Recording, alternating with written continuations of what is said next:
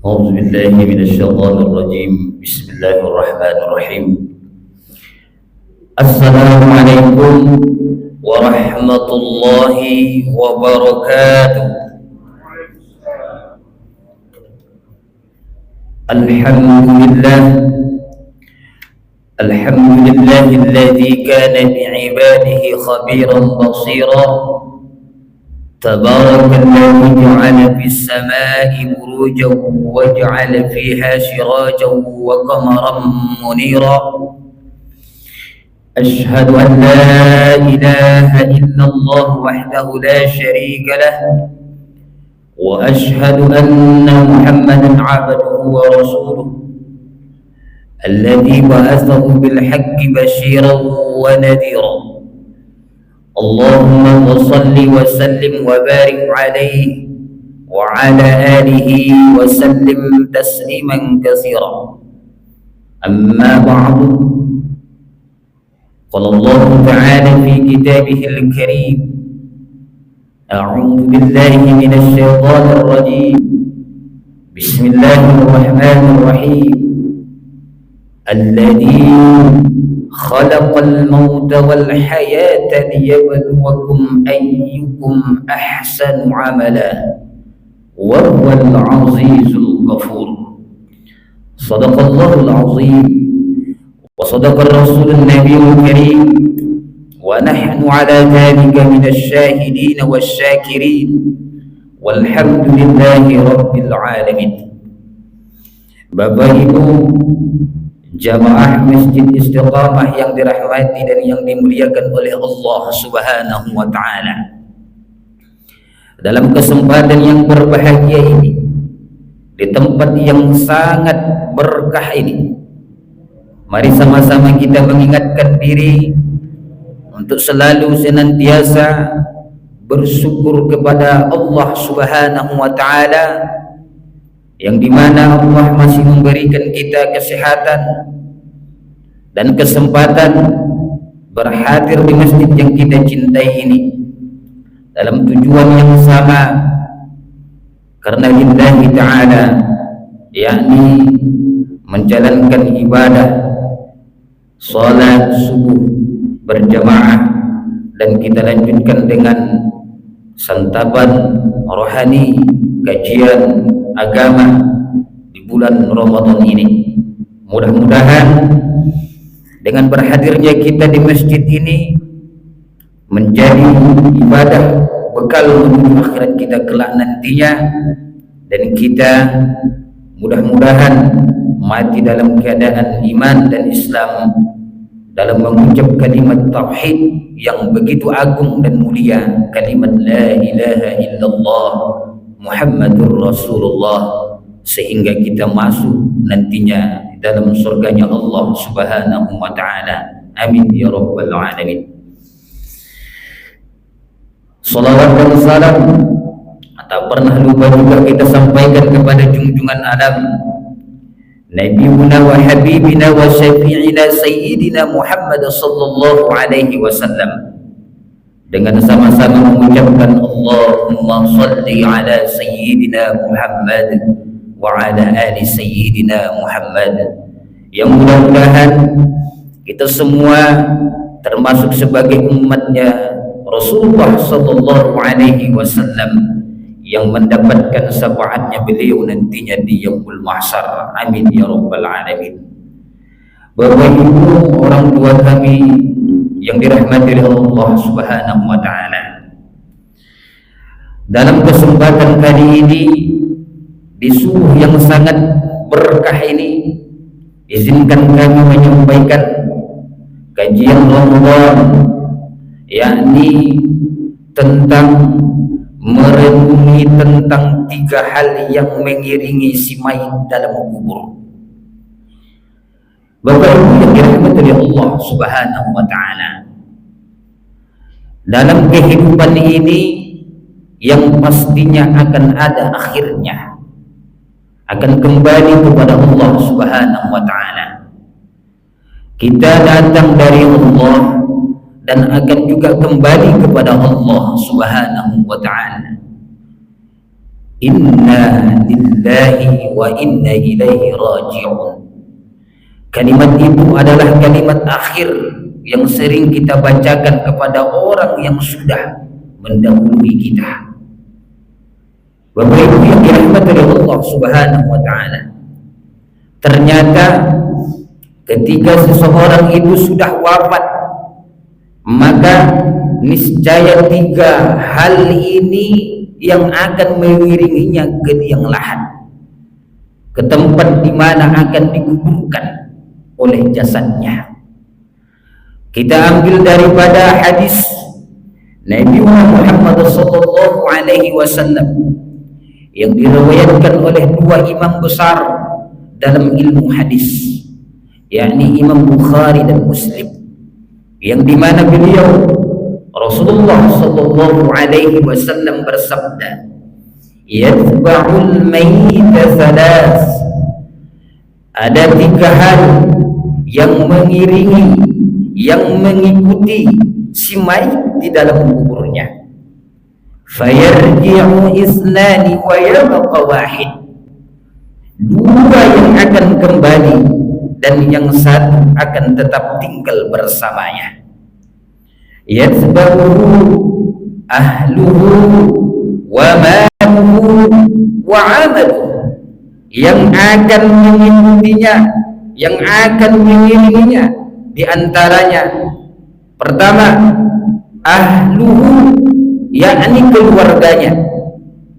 Yang kedua wa maluhu, yakni hartanya. Dan yang ketiga wa amaluhu, yakni amalnya. Fayarji'u, dilanjutkan oleh baginda Nabi, fayarji'u ahluhu wa maluhu, maka 2 hal yang kembali itu adalah keluarganya dan hartanya. Wa yabqa amaluhu, dan sedangkan yang kekal bersamanya adalah amalnya. Bapak Ibu yang dirahmati oleh Allah Subhanahu wa taala, ternyata ketika kita nanti sudah wafat, jasad yang akan dikuburkan ini akan 3 hal inilah yang akan mengiringi kita ke liang lahat. Yang pertama adalah keluarga kita. Dulu keluarga itu kita sanjung-sanjung, dulu keluarga itu yang kita bangga-banggakan, yang kita sayangi. Ternyata ketika kita nanti sampai ke liang lahat, ahluhu, keluarga yang kita cintai, keluarga yang kita sayangi, tak ada seorang pun yang mau untuk menemani kita sampai ke dalam liang lahat itu sendiri. Mereka fayarji'u, akan kembali ke tempat mereka sendiri. Ahluhu, yakni keluarga kita itu sendiri. Yang kedua adalah harta kita. Wa maluhu, harta adalah yang kita cari, yang kita gali dulu ketika kita masih sehat. Kita cari harta yang begitu banyak, kita punya segalanya, kita punya fasilitas kehidupan yang mewah.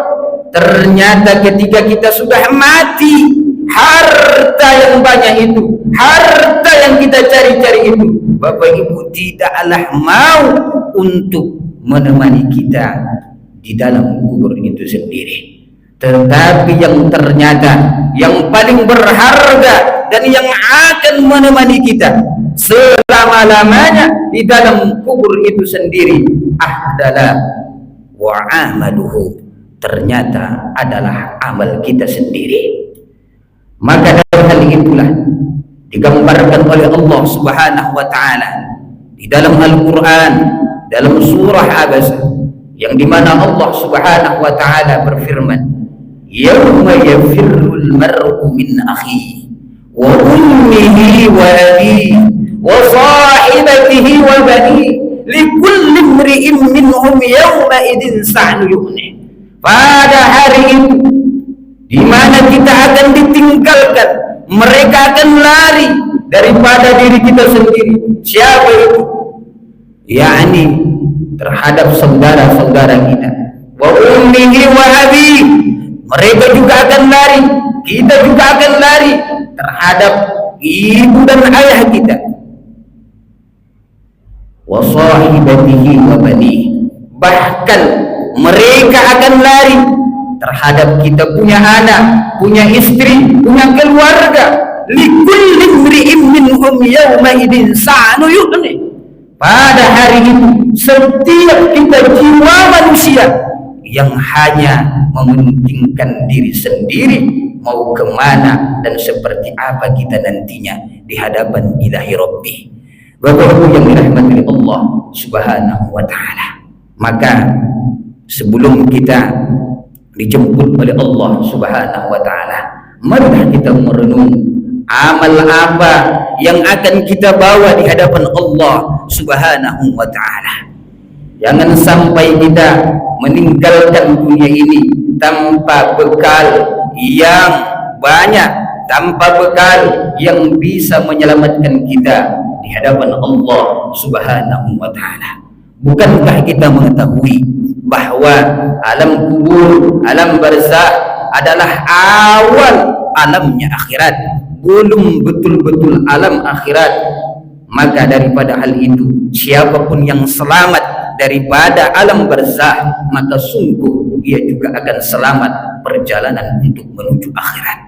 Bapak Ibu yang dirahmati oleh Allah Subhanahu wa ta'ala, di dalam satu firman Allah Subhanahu wa ta'ala menjelaskan di dalam Al-Quran suatu penyesalan mereka semasa hidup di dunia. Mereka lupa kepada Allah Subhanahu wa ta'ala, mereka lalai terhadap perintah Allah Subhanahu wa ta'ala.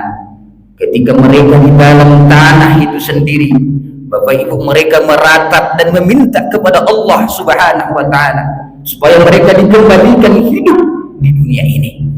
Rabbana absarna wa sami'na farji'na na'mal salihan inna muqinun.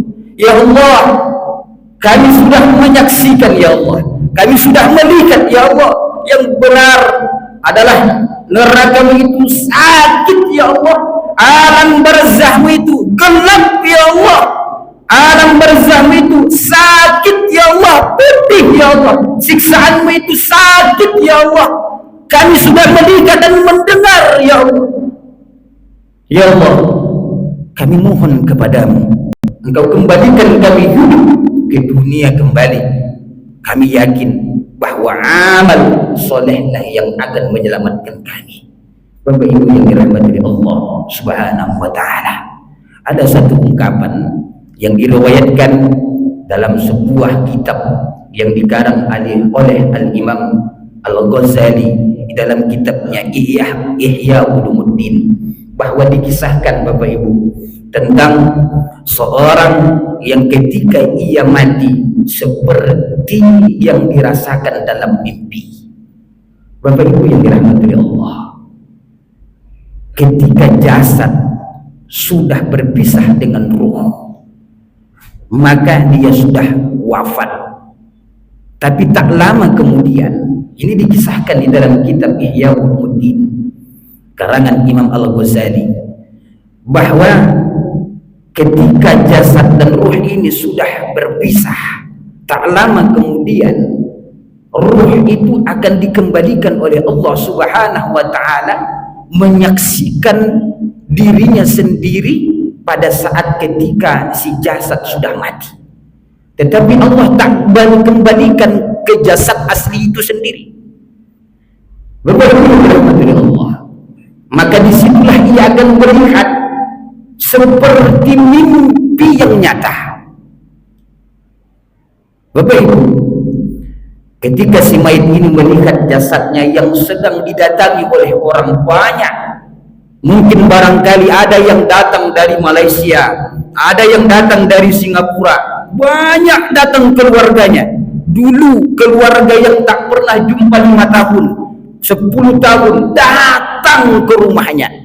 Ia heran, ini apa yang terjadi? Kenapa orang-orang banyak datang ke rumahku ini? Dia belum sadar dirinya dijemput atau sudah mati.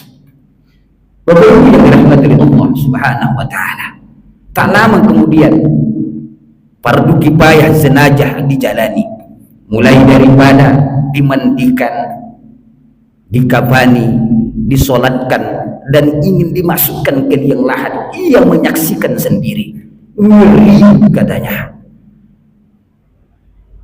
Pada saat itu Bapak Ibu yang dirahmati Allah Subhanahu wa taala, ketika si jenazah ini sudah dimasukkan ke alam kuburnya, maka pada saat itu dia akan dihidupkan oleh Allah Subhanahu wa taala. Yang pada saat itu ia sedang dalam keadaan seperti merasakan mimpi yang takutnya luar biasa. Oh, ternyata aku sedang mimpi. Aku sudah bangun dari tempat tidurku yang sedang bermimpi buruk itu. Ternyata aku masih hidup kembali. Maka pada saat itu berlahan matanya terbuka, berlahan ia akan menggerakkan badannya. Ternyata mata yang ia buka mendapatkan satu, tak ada titik cahaya pun yang ia melihatnya, gelap yang begitu luar biasa. Kemudian ia ingin berbaring ke kiri dan ke kanan, ingin duduk ke depan, tak bisa untuk ia lakukan. Pada saat itu ia sudah merasakan suatu kengerian yang luar biasa. Pada saat itu juga ia akan bertambah ngeri, bertambah takut yang luar biasa. Aku ini di mana? Mataku kok tak bisa untuk melihat, gelap tempatnya. Bapak Ibu yang dirahmati Allah Subhanahu wa taala, yang tadinya sudah bermimpi buruk, takutnya luar biasa, ia membuka mata dalam keadaan gelap gulita. Pada saat itu akan bertambah takutlah ini si jenazah. Bapak Ibu yang dirahmati Allah Subhanahu wa taala, ketika kita sudah diambang ketakutan, maka pada saat itu kita akan berteriak sekencang-kencangnya, memanggil yang kita sayang, memanggil yang kita cinta. Dulu kita punya anak, dulu kita punya istri, dulu kita punya keluarga, punya kakek, punya nenek, semua itu akan kita panggil. Hei kau anakku, hei kau istriku, hei kau suamiku, hei kau fulan, hei kau sahabatku. Kita panggil semuanya. Tak ada seorang pun di antara mereka yang akan mau menolong kita, sehingga sangkin lelahnya itu si jenazah memanggil-manggil itu semua. Dan jalan terakhirnya, ketika kita sudah tidak ada lagi bisa untuk menolongnya, kita akan kembali satu nama, yakni ya Allah. Bapak Ibu yang dirahmati Allah, ternyata juga kita hidup di dunia ini seperti itu. Ketika kita sudah mentok, Bapak Ibu, tidak lagi ada orang yang mau menolong kita, pasti jalan terakhirnya adalah ya Allah. Bapak Ibu, si jenazah ini pun mengatakan kalimat ya Allah, ya Allah, ya Allah, aku di mana ya Allah? Sehingga gambaran ini yang tadinya saya sebutkan di dalam surah As-Sajdah tadi, ia mengucapkan Rabbana aghfarna wa sami'na ya Allah. Ternyata saya sudah menyaksikan ya Allah, ternyata saya sudah melihatnya ya Allah. Gelap ya Allah di tempat ini ya Allah. Ya Allah, saya tidak mau di tempat ini ya Allah, ngeri di tempat ini ya Allah. Maka bagi orang beriman yang wafat, Bapak Ibu yang dirahmati Allah, Allah akan kirimkan dua malaikat yang akan menemaninya dan yang akan menghiburnya sampai hari kiamat. Yang punya amal baik akan datang satu persatu, menenangkan itu si jenazah, menenangkan itu si mayit sampai hari kiamat tiba. Maka Allah akan menghiasi daripada taman-taman surga di tempat alam barzahnya. Allah akan wujudkan daripada amal-amal solehnya teman sejatinya yang akan menghiburinya. Makanya dalam satu riwayat Bapak Ibu, bahwa amal soleh bacaan Quran kita itulah yang akan menjadi penerang di alam barzah kita nantinya. Semasa kita hidup di dunia saat ini, berapa juz, berapa kali khatam kita membaca Al-Quran, itulah ternyata yang akan menyinari kita di dalam kubur.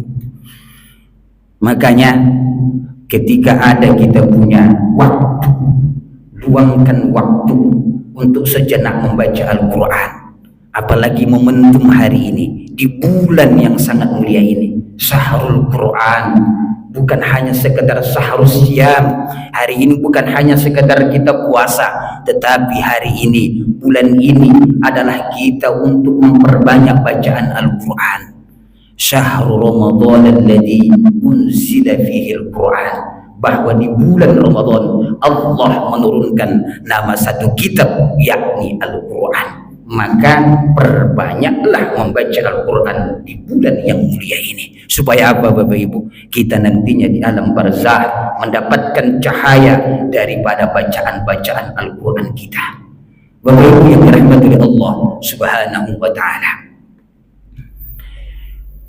Maka ada satu riwayat daripada Rasulullah SAW, bagi orang yang beriman ketika ia wafat, ketika ia sudah wafat, kalaupun dia itu mati sudah 2000 tahun yang lalu, kalau dia itu orang beriman, mereka akan dibangkitkan pada hari kiamat seperti orang yang baru menikah malam pengantin baru. Ketika dibangunkan, indah dan terasa cepat rasanya. Padahal dia sudah wafat 1000 tahun yang lalu, sudah wafat 100 tahun yang lalu. Tapi ketika Allah bangkitkan, ia masih merasa masih sebentar di dalam alam barzah. Bapak Ibu yang dirahmati oleh Allah Subhanahu wa ta'ala. Tetapi sebaliknya, bagi mereka yang menyia-nyiakan waktu hidup semasa hidup di dunia ini, mereka lalai, mereka berfoya-foya, mereka melupakan Allah Subhanahu wa ta'ala, mereka akan merasakan 1 detik di dalam alam barzah seperti 1 tahun lamanya. Maka bagi orang yang menyesali perbuatannya ketika nanti di alam barzah, yang tadinya sudah takutnya luar biasa, akan bertambah takut dan akan ditakuti oleh amal ibadahnya sendiri. Amal zelmaan daripada amal buruknya akan mendatanginya dan akan selalu membiarkan ini main dalam siksaan Allah Subhanahu wa ta'ala. Bapak Ibu yang dirahmati oleh Allah, alladzi khalaqal mauta wal hayata liyabluwakum ayyukum ahsanu amala. Tujuan daripada Allah Subhanahu wa ta'ala berikan kita kehidupan dan kematian tak lain adalah supaya kita untuk siapa yang terbaik amal ibadahnya. Maka selagi ada waktu untuk memperbaiki amal ibadah, mari kita gas terus untuk belajar. Makanya menuntut ilmu tidak ada batasnya. Kita bukan hanya sekedar yang paling banyak amalnya, tetapi ahsan amala, yang paling baik amalnya. Siapa di antara kita yang paling baik amalnya? Makanya orang yang paling baik amalnya, Allah akan ridho terhadap amal-amal yang ia lakukan. Ketika Allah ridho, maka sungguh surga dari Allah Subhanahu wa ta'ala akan ia berikan. Bukan yang terbanyak, tapi sebaliknya, kalau banyak dan baik itu luar biasa. Bapak Ibu yang dirahmati oleh Allah Subhanahu wa ta'ala, makanya menuntut ilmu tidak ada batasnya. Menuntut ilmu tentang sholat tidak ada batasnya. Maka rajin-rajinlah kita untuk duduk di majelis ilmu, untuk belajar bagaimana sholat yang baik, bagaimana sholat yang betul-betul Allah Subhanahu wa ta'ala terima. Bukankah kita mengetahui bahwa kalau kita kembali di zaman-zaman kita SD dulu, bahwa rukun sholat ya tetap 13. Tapi kalau kita balik lagi terus belajar lagi, maka ada yang menyempurnakan rukun sholat itu bukan 13, yang ada yang mengatakan jadi 16, ada yang mengatakan sampai 18. Apa-apa saja yang 18. Ada salah satu di antara mereka menyebutkan bahwa rukun sholat di dalam sholat itu, yakni salah satunya adalah khusyuk. Khusyuk. Kalau dalam sholat kita tidak khusyuk, maka kurang akan rukunnya. Kalau sudah rukunnya kurang, maka otomatis tidak sah sholatnya. Bapak Ibu yang dirahmati Allah Subhanahu wa ta'ala, maka terus memperdalami ilmu agama. Sebaik manapun kita, sesibuk apapun kita, tidak ada kesia-siaan bagi mereka yang duduk di majelisnya para ulama, di majelisnya orang-orang yang menuntut ilmu. Allah tetap akan berikan pahala yang besar, sebab orang-orang yang hadir di majelis ilmu adalah orang-orang yang terpilih dan yang dipilih oleh Allah Subhanahu wa ta'ala. Sebab tidak semua orang mampu dan sanggup untuk hadir di majelisnya para ulama. Ada yang sibuk dengan pekerjaannya, ada yang sibuk dengan keluarganya, ada yang sibuk dengan macam-macam hal apa yang ia kerjakan. Bapak Ibu yang dirahmati Allah Subhanahu wa ta'ala, maka beruntunglah kita yang hari ini begitu banyaknya kita di sekitar daripada rumbai sekeliling daripada lingkungan dan jalan sekolah ini yang hadir dan yang terpilih duduk di majelisnya pada pagi hari ini adalah kita-kita ini. Mudah-mudahan kita semua mendapatkan daripada pahala dari Allah Subhanahu wa ta'ala. Amin ya rabbal alamin. Bapak Ibu yang dirahmati Allah Subhanahu wa ta'ala, kajian yang sangat singkat ini mudah-mudahan bermanfaat untuk kita semuanya. Jangan sampai, tadinya kami sampaikan, mohon izin, bukan ingin mengajari kepada orang tua kami, kepada Bapak Ibu semuanya, tetapi kita semua adalah perlu saling mengingatkan satu sama lain.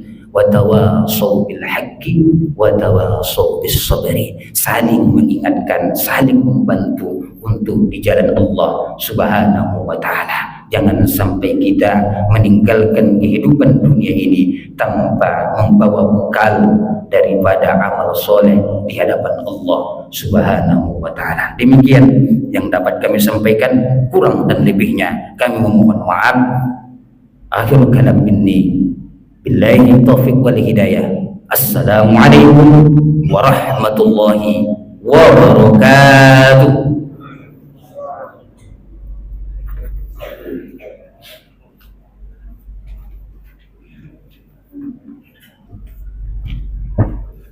Terima kasih kita ucapkan kepada Ustaz yang telah berbagi ilmu dengan kita semuanya. Mudah-mudahan ilmu yang disampaikan dapat bermanfaat, dapat kita amalkan. Dengan berakhirnya